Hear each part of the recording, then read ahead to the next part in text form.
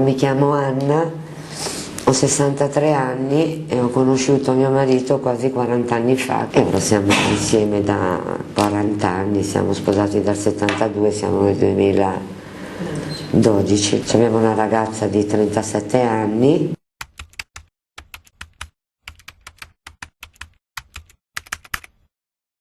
E nel 72 Giulio ha incominciato ad avere dei problemi che trascinava la gamba. Siamo andati da svariati professori a pagamento e tutti hanno diagnosticato che aveva il nervo sciatico, perché all'epoca Giulio faceva il camionista. Poi invece nel 76 ha avuto un'emiparesi, quindi c'è stato un ricovero nell'immediato. Poi invece questo malessere di trascinare la gamba non andava via. Quando abbiamo fatto questa visita neurologica gli è stata diagnosticata la demializzazione del midollo spinale.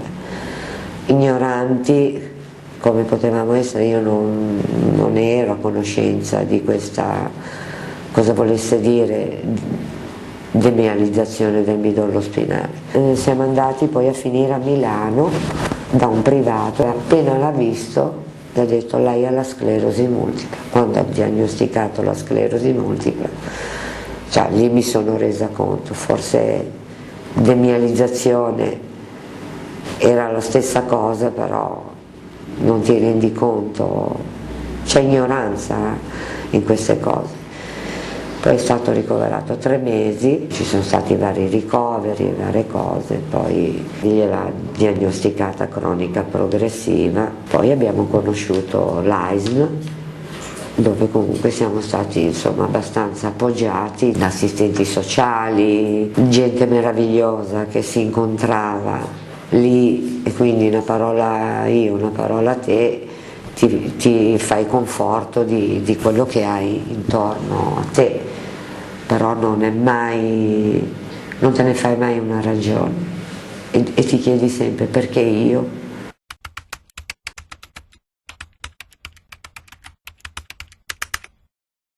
Io sono più a conoscenza di questo che avverrà a mio marito. Mio marito è un po' incosciente, lo era quando era giovane e lo è anche ora che ha 64 anni. A volte mio marito mi fa coraggio, vabbè, c'è gente peggio di me, e questo non è una medicina giusta per me. A volte mi sento più malata io di sclerosi che mio marito, a volte ci prendiamo in giro, perché dico non è possibile, non vedi che questo non lo puoi fare o meno?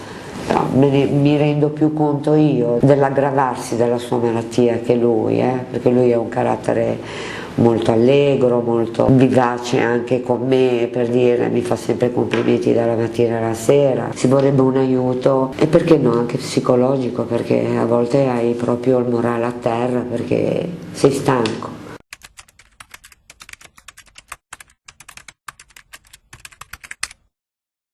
Noi non ci siamo mai isolati, vuoi perché abbiamo sempre lavorato, non ci sentiamo abbandonati da nessuno.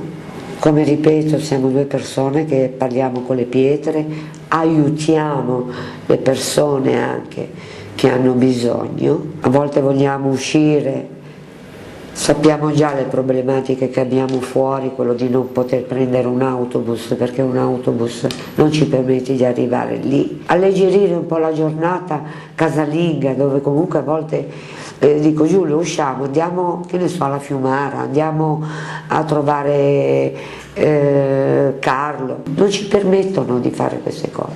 Qui è la nostra rabbia, la mia rabbia.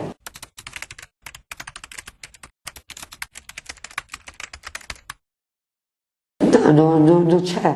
Io non ho una persona che mi dice ha bisogno. Invece ho trovato una porta aperta su mio marito, a volte gli subentrano delle piaghe alle gambe, al sedere, e lì ho fatto la domanda, mi hanno mandato gli infermieri 1 o 2 volte secondo le piaghe come sono venuti a casa e hanno guarito. Ormai ho imparato tante cose osservando e sentendo le cose che mi vengono dette, quindi sono anche l'infermiera 24 ore su 24 di mio marito.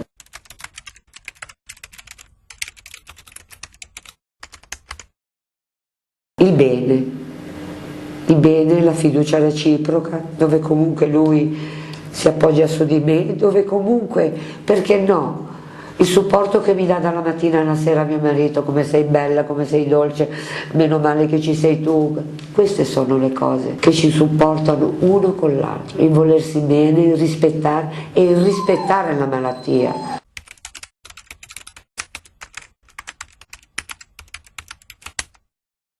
Di armarsi di coraggio, di volere bene, non c'è altro medicinale, è solo l'amore, la stima e la fiducia, perché quando ti diagnosticano la sclerosi multipla non mi è stato detto niente.